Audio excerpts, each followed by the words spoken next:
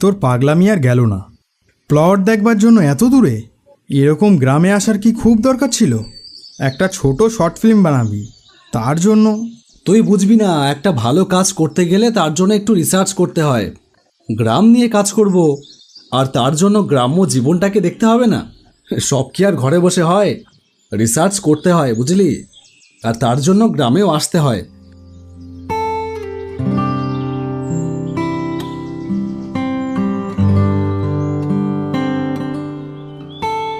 দেখলাম রাস্তার ধারে একটা বাড়ির সামনে একজন বয়স্ক লোক দাঁড়িয়ে আছে। আমাদের দেখে বলল, তোমরা কারা? এই গায়ে তো আগে কোনোদিনও দেখিনি।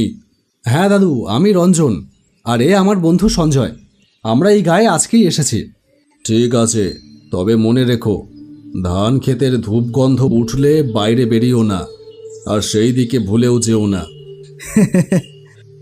ধান ক্ষেতের ধূপগন্ধ? সেটা আবার কি? হাসি না, ওই ধান ক্ষেতের ধূপগন্ধে যে সাড়া দেয় সে আর ফেরে না। ভাবলাম নিশ্চয়ই এনার মাথায় গন্ডগোল আছে, তাই ভুলভাল বকছে। আমরা আর কোনো কথা না বলে সেখান থেকে চলে গেলাম। এটা আমার এক দুঃসম্পর্কের দাদুর বাড়ি। এখন আর এই বাড়িতে কেউ থাকে না। এই বাড়িতেই থাকবো আমি আর সঞ্জয়। গ্রামের বাড়ি, ব্যবস্থা তেমন কিছুই নেই। একটা মাত্র ঘর, ভেতরে শুধু একটা খাট পাতা। আমি সঞ্জয়কে বললাম, বাজারে যেতে হবে আবার। এই বিছানায় যে চাদর পাতা আছে তা কবেকারের কে জানে, ওতে শোয়া যাবে না। একটা চাদর আর দুটো বালিশ কিনে আনতে হবে, আর সেই সাথে দুদিনের খাবারের ব্যবস্থাও তো করতে হবে।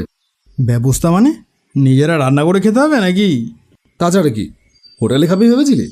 আসার সময় দেখলি না বাজারে কোনো খাবারের হোটেল চোখে পড়লো? তোর গাড়িটা নিয়ে আসলে কি হতো বলতো? দিব্যি পাশের বাজারে গিয়ে অন্তত খেয়ে আসতে পারতাম। গাড়ি নিয়ে এই গ্রামে আসলে সারা গ্রামের মানুষের চোখে লেগে যেত, তাতে আমাদের কাজের অসুবিধাই হতো। নে চল দেখি, বাজারের দিকে যাই, বেলা অনেকটাই হলো। দুপুরে খাওয়া দাওয়া সেরে বিকেলের দিকে আমরা আমাদের কাজে বেরোলাম। একটা গ্রাম্য শর্ট ফিল্মের জন্য অনেকগুলো ভালো লোকেশন দরকার, সেই সব খোঁজবার জন্যই পায়ে হেঁটে গ্রামটা ঘুরতে বেরোলাম। এইভাবেই গোটা দিন কেটে গেল। পরদিন সন্ধ্যার মধ্যে আমাদের কাজ শেষ হয়ে গেল। যেরকমটা চাইছিলাম সেরকমটাই লোকেশন পাওয়া গেছে। আশা করি শুটিংটা এই সপ্তাহের মধ্যেই শুরু করতে পারবো। বাড়ি ফেরবার পথে দিগন্তব্যাপী ধানের ক্ষেত। এই ধানের আলের ভেতর দিয়ে আমাদের যেতে হবে, তাহলে বাড়ি ফেরবার রাস্তা অনেকটাই শর্ট হয়। আমরা সেই ধান ক্ষেতের ভেতর দিয়ে হাঁটা শুরু করলাম।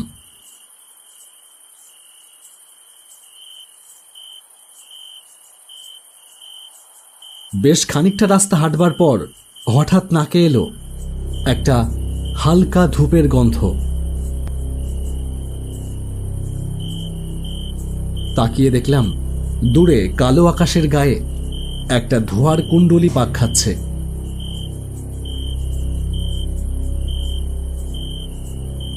ওই দেখ ওই দেখ ওই দেখ ধোঁয়া, হয়তো কোনো চাষি ধান সেদ্ধ করছে। না না, এই গন্ধটা বড্ড অদ্ভুত, যেমন মিষ্টি আর তেমনই ভারী। আমার মাথাটা কেমন যেন ঝিমঝিম করছে।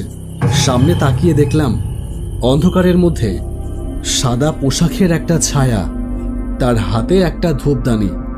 ধান ক্ষেতের আলের ওপরে সে চুপ করে দাঁড়িয়ে আছে। কি হলো, দাঁড়িয়ে পড়লি কেন? চল। না দাঁড়া, আমার একটু কেমন যেন মনে হচ্ছে। ওইদিকে যাওয়াটা মনে হয় ঠিক হবে না। মনে আছে আসবার সময় বয়স্ক লোকটা কি বলেছিল? এই গন্ধটা কিন্তু আমার ধূপের গন্ধই মনে হচ্ছে। আরে ধ্যাস, দাঁড়া আমি গিয়ে দেখে আসছি। যাস না সঞ্জয়, গেলে বিপদে পড়তে পারিস। এইসব গ্রাম বাংলায় এখন অনেক কিছুই হয় যেগুলো আমাদের বিশ্বাসের বাইরে, যেগুলো আমাদের মানতে অসুবিধা হয়, কিন্তু তবু সেই সব সত্যি। অবিশ্বাস করে উড়িয়ে দেবার মতন ভুল করিস না, বিপদে পড়তে পারিস। আরে তুইও তো দেখছি কিচ্ছু হবে না, দাঁড়া আমি দেখে আসছি এক্ষুনি। সঞ্জয় যাস না, শোন সঞ্জয়, সঞ্জয়। সঞ্জয় আমার বারণ উপেক্ষা করে সেই দিকে হেঁটে যায়।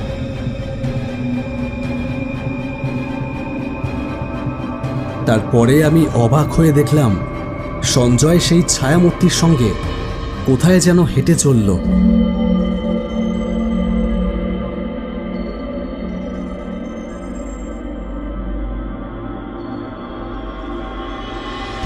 আমি তাকে চিৎকার করে ডাকলাম, সঞ্জয়, সঞ্জয় যাস না, শোন, সঞ্জয় দাঁড়া। আমি যে সেই দিকে হেঁটে যাব, হঠাৎ কেন জানি না সেই শক্তি আমি হারিয়ে ফেললাম। সেই ধূপের গন্ধে মাথার মধ্যে ঝিমঝিম ভাবটা প্রচণ্ড পরিমাণে বেড়ে চলল। তারপর আমার চোখের সামনে সঞ্জয় দূরে অন্ধকারে মাঠের ভেতরে কোথায় যেন অদৃশ্য হয়ে গেল। কি হলো আমি কিছুই বুঝলাম না। আমি কোনো রকমে টলতে টলতে গ্রামে ফিরে এলাম।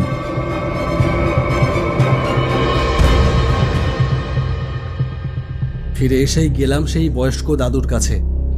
দাদু, দাদু, সঞ্জয় হারিয়ে গেছে। ধানের আলে কাকে একটা দাঁড়িয়ে থাকতে দেখেছিল, ও তার দিকে ছুটে গেল। আমি বারণ করলাম, কিন্তু আমার কথা শুনলো না।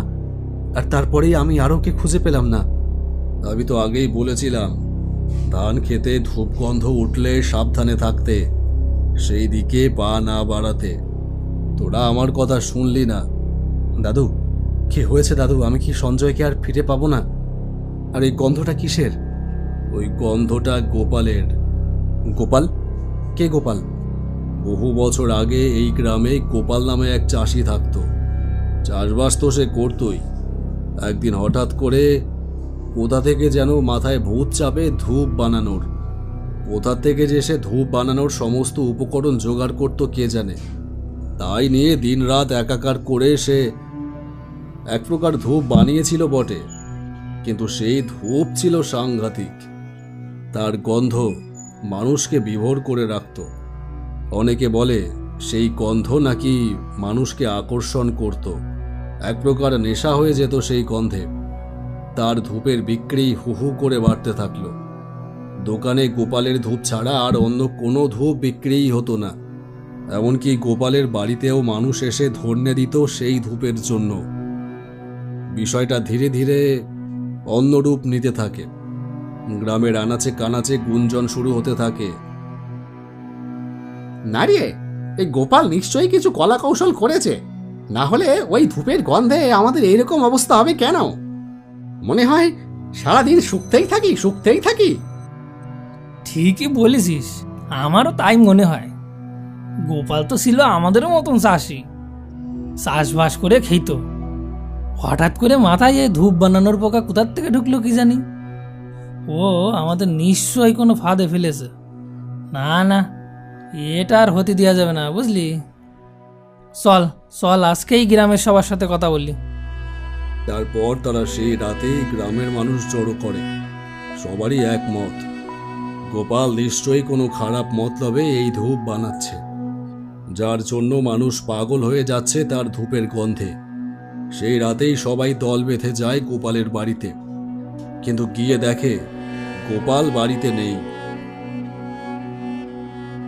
ফিরে যাওয়ার সময় তারা খেয়াল করে গোপালের সেই ধূপের গন্ধটা হঠাৎ চারিদিক থেকে ছড়াচ্ছে। মাঠের ভেতর থেকেই যেন সেটা বেশি বেশি করে আসছে। সবাই মাঠের ভেতর গিয়ে দেখে এক অবাক করা কাণ্ড।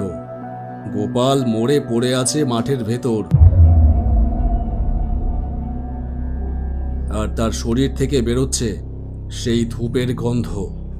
কেউ কিচ্ছুটি বুঝতে পারে না কি করে এসব হলো। গোপালের মৃত্যুটা রহস্যময়ই থেকে গেল। আর তারপর থেকেই শুরু হয় এক নতুন আতঙ্ক।